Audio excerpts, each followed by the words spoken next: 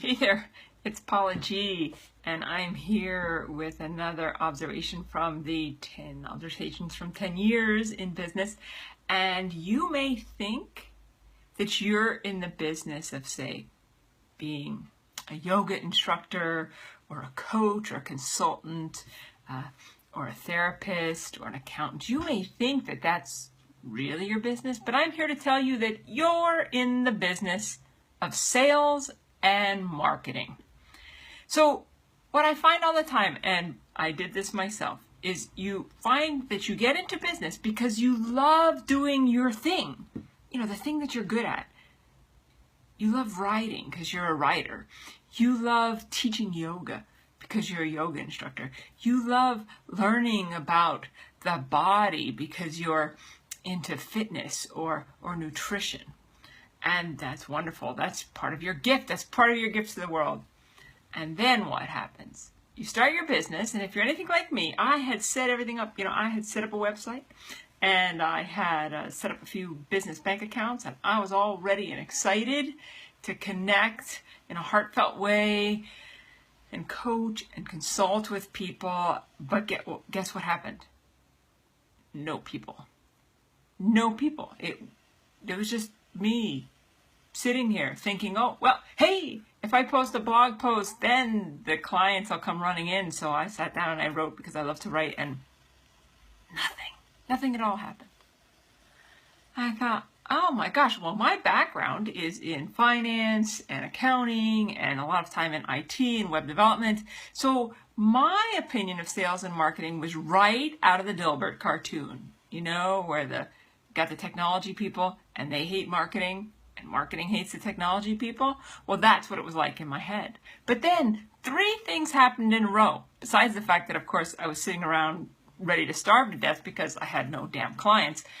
3 things happened in a row. 1, I went to a local educational event, and a top-notch speaker, he came to speak to the crowd. First thing he did was drop his pants, stand there in his boxers, and say that he was here that night to talk about S&M. Now, besides the fact that that's funny and clearly memorable to me, so shout out to David Newman in that evening, but his point was that you're in the business of sales and marketing. It doesn't matter what you're doing. If you can't somehow fall in love or at least fall in like with that, you're screwed.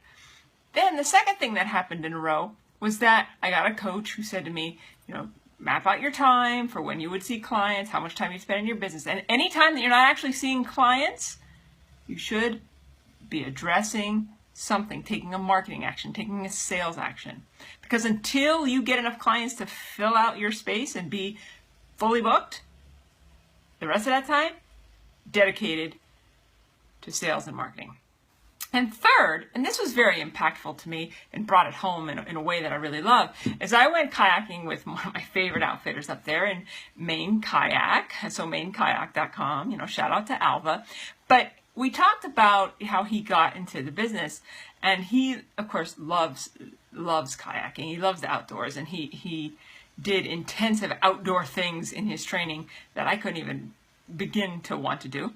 And what he said is most important, though, that he learned, and this was early on in his business, was that it wasn't about the guiding. It wasn't about that. It was about sales and marketing and being with people and relating to people and being able to give them a good experience. It wasn't about loving the outdoors himself, although that is, of course, important as well.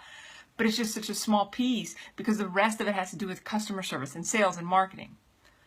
And so all this is to say, because I had to get whacked upside the head a few times, is that if you do not like, or at least are not willing to learn to like, or willing at least to execute, if not fall in love with, sales and marketing, then don't be a business owner. And if you're already a business owner and you're struggling, and you're like, oh my gosh, how can I learn to like sales and marketing?